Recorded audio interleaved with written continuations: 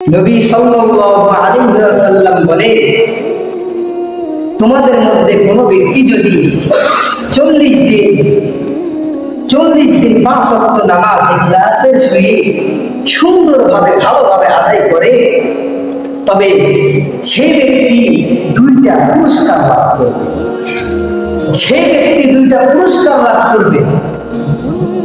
যে ব্যক্তি একদিন থেকে একেবারে লাগাতার 40 দিন পর্যন্ত টানা 40 দিন সুন্দরভাবে তাকবীরওয়ালার সহিত 5 ওয়াক্ত নামাজ আদায় করবে, সেই ব্যক্তি দুইটা পুরস্কার লাভ করবে।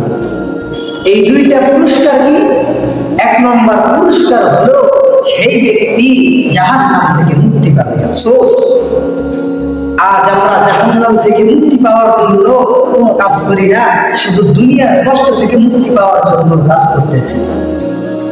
যে আমি এই কর্ম করলে আমি একটু ভালো থাকতে পারবো, এই কাজটা করলে আমি হয়তো একটু সুখী হতে পারবো, আমি যখন টাকাওয়ালা হব তখন হয়তো আমি একটু বেশি সুখী হতে পারবো, আমার যখন ভালো একটা গাড়ি থাকবে তখন হয়তো আমি একটু ভালোভাবে চলতে পারবো, আমার যখন একটা ভালো বাড়ি হবে তখন হয়তো আমি একটু ভালোভাবে থাকতে পারবো।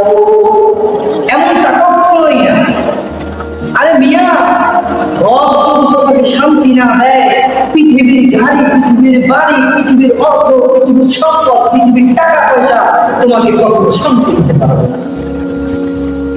আজ তুমি এই গাড়ির পিছনে দৌড়াইতেছো, আজ তুমি যেই বাড়ির পিছনে দৌড়াইতেছো, আজ তুমি যেই সম্পদের পিছনে দৌড়াইতেছো, আজ তুমি যেই টাকার পিছনে দৌড়াইতেছো, মনে রেখো এই টাকা পয়সা, সম্পদ, গাড়ি বাড়ি, এই সব কিছু তোমার টেনশনের কারণ হয়ে দাঁড়াবে।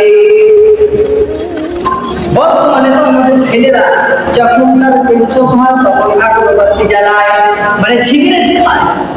আফসোস, যখন কারো টেনশন হয় তখন সিগারেট জ্বালিয়ে, সিগারেট ধরিয়ে তারা সিগারেট খায়।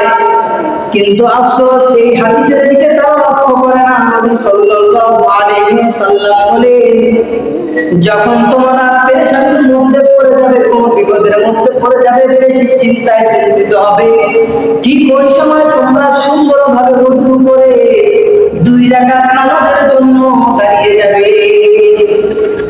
আর এই 2 রাকাত নামাজ এমন একটা নামাজ, এই 2 রাকাত নামাজ যখন তোমরা আদায় করতে দাঁড়িয়ে যাবে সুন্দরভাবে আল্লাহর কাছে নিয়ত করে, পশ্চিম দিকে হয়ে কিবলার মুখী হয়ে যখন তোমরা দাঁড়িয়ে যাবে নামাজ আদায় করার জন্য, এই নামাজটা সুন্দরভাবে পড়তে থাকবে। যখন নামাজ শেষ করে ফেলবে, দেখবে তোমার টেনশন কিছুটা হলেও হালকা হয়ে গিয়েছে। এরপরে যখন দুহাত তুলে আল্লাহর কাছে দোয়া করতে থাকবে, রব্বানা আতিনা ফিদ দুনিয়া হাসানাতাও ওয়া ফিল আখিরাতি হাসানাতাও ওয়া কিনা আযাবান নার।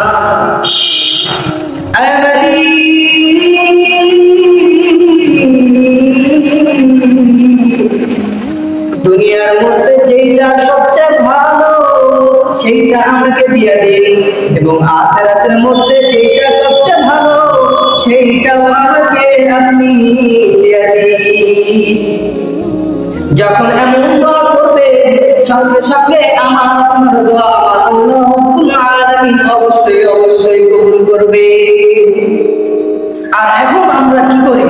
যখন আমাদের টেনশন হয়, যখন আমরা বিপদে পড়ি, তখন আমরা কি করি? আমরা হয়তো অন্য অপকর্মের কাজে, হারাম কাজে, গুনার কাজে লিপ্ত হয়ে মনকে সান্ত্বনা দিয়ে আসো।